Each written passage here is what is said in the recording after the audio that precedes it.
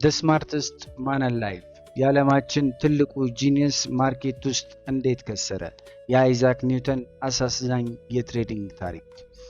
እስቲ ዛሬ አብዛኛዎቻችን በውስጣችን የምናስበውን አንድ ሐሳብ ነው። ማርኬቱን ለማሸነፍ ጎበዝ መሆን አለብኝ፣ የሂሳብ ቀመር መቻል አለብኝ፣ ስለ ኢኮኖሚ፣ ስለ ኢንተረስት ሬት እና ስለ ቻርት ኢንዲኬተሮች ጥልቅ እውቀት ሊኖረኝ ይገባል ብለን እናስባለን። የአይኪው መጠናችን ወይም አእምሮ ብልህነታችን ትሬዲንግ ላይ ትርፋማ የሚያደርገን ይመስለናል። ይህንን ታሪካዊ እውነት እስቲ እናንሳ። በ1720 ዓመተ ምህረት የዓለማችን ትልቁ ጂኒየስ የስበት ህግን ወይም ግራቪቲን እና ካልኩለስን የፈጠረው ታላቁ የፊዚክስ ሊቅ ሰር አይዛክ ኒውተን ስቶክ ማርኬት ውስጥ ገብቶ ትሬድ ማድረግ ጀመረ። የሱ የአይኪው መጠን ከ190 በላይ ነው ተብሎ ይገመታል። ይህ ማለትም ከዓለም ህዝብ 99.9% ይበልጣል ማለት ነው። ታዲያ ይህ የሂሳብና የሳይንስ አባት ማርኬቱን አሸነፈው? በጭራሽ። አይዛክ ኒውተን በአንዲት ፖዚሽን ወይም በአንድ ትሬድ የዛሬ ዋጋው ወደ $3 ሚሊዮን የሚጠጋ ገንዘብ ወይም መላው የህይወት ዘመን ቁጠባውን ማርኬት ውስጥ አጣ፣ ሙሉ ለሙሉ ከሰረ። ይህ ሲሆን አንድ ታዋቂና አሳዛኝ ንግግር ግን መናገሩ ሁሌ በታሪክ ተጽፎ ይገኛል። የከዋክብትንና የፕላኔቶችን እንቅስቃሴ በሂሳብ ማስላት ትችላለሁ፣ ነገር ግን የሰዎችን እብደት ማስላት አልቻልኩም። I can calculate the motion of heavenly bodies but not the madness of people ብሎ ተናግሯል። ታዲያ ይህ የዓለም ጂኒየስ እንዴት ከሰረ? ዛሬ በትሬዲንግ ዓለም አይኪው ወይም የአእምሮ ብልህነት ሳይሆን ኢኪው ወይም ስሜታዊ ብልህነት ለምን ወሳኝ እንደሆነ እንዲሁም አይዛክ ኒውተንን ያከሰረው የመንጋ አስተሳሰብ ወይም ፎሞ ዛሬም በክሪፕቶና በፎሬክስ ማርኬት ውስጥ እናንተን እንዴት እያጠፋችሁ እንደሆነ በጥልቅ ኒውሮሳይንስ እንመረምራለን። እስከ መጨረሻው አብራችሁን ተከታተሉ። ወደ ታሪኩ ስንገባ በ1720ዎቹ እንግሊዝ ውስጥ ሳውዝ ሲ ካምፓኒ የሚባል አንድ ትልቅ ኩባንያ ነበር። ኩባንያው ከደቡብ አሜሪካ ጋር የንግድ ሞኖፖሊ ያገኘ ተብሎ ወሬ ተነዛ። በዛን ጊዜ ዩቲዩብ ወይም ቴሌግራም የለም፣ ግን ወሬው በመላው ለንደን ተዳረሰ። የኩባንያው የአክሲዮን ፕራይስ በድንገት ወደ ላይ መተኮስ ጀመረ። መላው ህዝብ፣ ገበሬው፣ ሹፌሩ፣ ባለስልጣኑ ሳይቀር ንብረቱን እየሸጠ ይህንን አክሲዮን መግዛት ጀመረ። ይህ በታሪክ ሳውዝ ሲ ባብል ወይም የሳውዝ ሲ አረፋ ይባላል። አይዛክ ኒውተንም እንደ ማንኛውም ሰው ይህንን አክሲዮን ገዛው። መጀመሪያ ላይ ዋጋው አደገለት። ኒውተን ይህ ማርኬት ጤነኛ አይደለም፣ ከእውነተኛው ዋጋው ወይም ኢንትሪንሲክ ቫሊዩ በጣም በልጧል ብሎ በሂሳብ አሰላና ትርፉን ወደ 100% ትርፍ አካባቢ አውጥቶ ከማርኬቱ ወጣ። ይህ በጣም ትክክለኛና ሎጂካዊ ውሳኔ ነበር። የፕሪፍሮንታል ኮርቴክስ ወይም የሎጂክ ማዕከልም ድሉ ነበር። ግን ችግሩ ማርኬቱ እሱ ከወጣ በኋላ ማደጉን ወይም ወደ ላይ መብረሩን አላቆመም ነበር። አይዛክ ኒውተን ሸጦ ከወጣ በኋላ ጓደኞቹና የለንደን ህዝብ በሙሉ በአክሲዮኑ ሀብታም መሆናቸውን ቀጠሉ። ኒውተን ይህንን ሲያይ በአእምሮ ውስጥ ምን እንደተፈጠረ በኒውሮ ሳይንስ ነው። የሰው ልጅ አእምሮ ወይም አንቲሪየር ሲንጉሌት ኮርቴክስ የሚባለው ክፍሉ ሌላው ሰው አግኝቶ እሱ ሲቀርበት ማህበራዊ መገለል ወይም ሶሻል ሪጀክሽን፣ በትሬዲንጉ ደግሞ ፎሞ የምንለው ጉዳይ ይሰማዋል። ይህ ስሜት አእምሮ ውስጥ ልክ እንደ አካላዊ ህመም ሆኖ ነው የሚመዘገበው። አይዛክ ኒውተን ጂኒየስ ቢሆንም አሚግዳላው ወይም የፍርሃት ማዕከሉ ግን ልክ እንደ ማንኛውም ተራ ሰው ነበር። እኔ ጂኒየስ ሆኜ እንዴት ተራ ሰዎች ከኔ በላይ ያተርፋሉ የሚል ኢጎና እድሉ አመለጠኝ ወይም ፎሞ የሚል ህመም አንጀቱን አቃጠለው። በዚህች ቅጽበት ኒውተን ሎጂኩን ወይም ሂሳቡን ሙሉ በሙሉ ወደ ጎን ጣለው። ያንን ሸጦ የወጣውን አክሲዮን ማርኬቱ ልክ ጣራ ወይም ቶፕ ላይ ሲደርስ ያለውን ገንዘብ በሙሉ ጠራርጎ አውጥቶ እንደገና ባይ አደረገ። ሪኢንተርድ አት ዘ ቬሪ ቶፕ።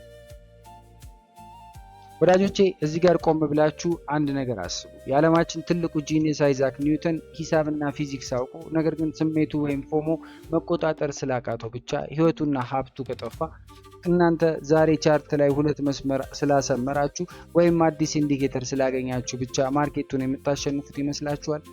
በጭራሽ። ትሬዲንግ የአይኪው ወይም የአእምሮ ብልህነት ውጊያ አይደለም። ትሬዲንግ የኢኪው ወይም የስሜታዊ ብልህነት ውጊያ ነው። ይህንን ስሜት በዩቲዩብ ቪዲዮ ብቻ ሰምቶ ማስተካከል ይከብዳል።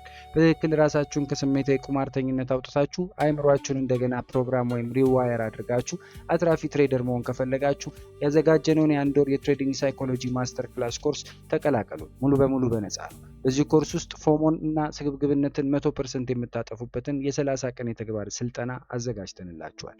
የምዝገባ ሊንኩን ባዮ ላይ ማግኘት ትችላላችሁ። አሁን ወደ አይዛክ ኒውተን ውድቀት ታሪክ እንመለስ። ኒውተን አናት ላይ ገንዘቡን በሙሉ አፍሶ ከገባ ከጥቂት ቀናት በኋላ የሳውዝ ሲ አረፋ ወይም በብል ፈነዳ። ማርኬቱ መውረድ ጀመረ። የፓኒክ ሽያጭ ተጀመረ። ኒውተን ልክ እንደ ማንኛውም ጀማሪ ትሬደር ኪሳራን መቀበል አቃተው። ይመለሳል፣ አሁን ይመለሳል እያለ በተስፋ ወይም በሆፕ ሞድ ውስጥ ገባ። ማርኬቱ ግን አልተመለሰም። በጥቂት ወራት ውስጥ የኩባንያው ዋጋ ዜሮ ገባ። አይዛክ ኒውተን የ20,000 ፓውንድ ዛሬ ላይ $3 ሚሊዮን አካባቢ ሀብቱን ሙሉ በሙሉ አጣ። ከዚህ ክስተት በኋላ ኒውተን በህይወት ዘመኑ ማንም ሰው ሳውዝ ሲ የሚለውን ቃል ፊቱ ላይ እንዳይጠራ አግዶ ወይም ከልክሎ ነበር ይባላል። ያን ያህል አእምሮ ቆስሎ ነበር። ከዚህ ታሪካዊ ክስተት ታዲያ ምን እንማራለን? አንደኛ፣ ማርኬት ሂሳብ አይደለም፣ ስሜት ነው። ቻርት ላይ የምታዩት አረንጓዴና ቀይ ካንድል የሂሳብ ስሌት አይደለም። ካንድሎቹ በሚሊዮን በሚቆጠሩ ሰዎችን ፍርሃት፣ ስግብግብነትና ፓኒክ ውጤቶች ናቸው። ለዚህ ነው ኒውተን የሰዎችን እብደት ማስላት አልቻልኩም ያለው። ስለዚህ ቻርቱን በሎጂክ ብቻ ሳይሆን ሰዎች የት ጋር ፈሩ፣ የት ጋር ስግብግብ ሆኑ ብላችሁ በስነ ልቦና መነጽርም ማንበብ መቻል አለባችሁ። ሁለተኛ፣ የአይኪው መኮፈስ ትሬዲንግ ላይ አይሰራም። ትምህርት ቤት ኤ+ ስላመጣችሁ ወይም ዩኒቨርሲቲ ዲግሪ ስላላችሁ ትሬዲንግ ላይ ታተርፋላችሁ ማለት አይደለም። እንዲያውም ብዙ ያጠኑ ሰዎች ወይም ኦቨርቲንከርስ ትሬዲንግ ላይ ይከስራሉ።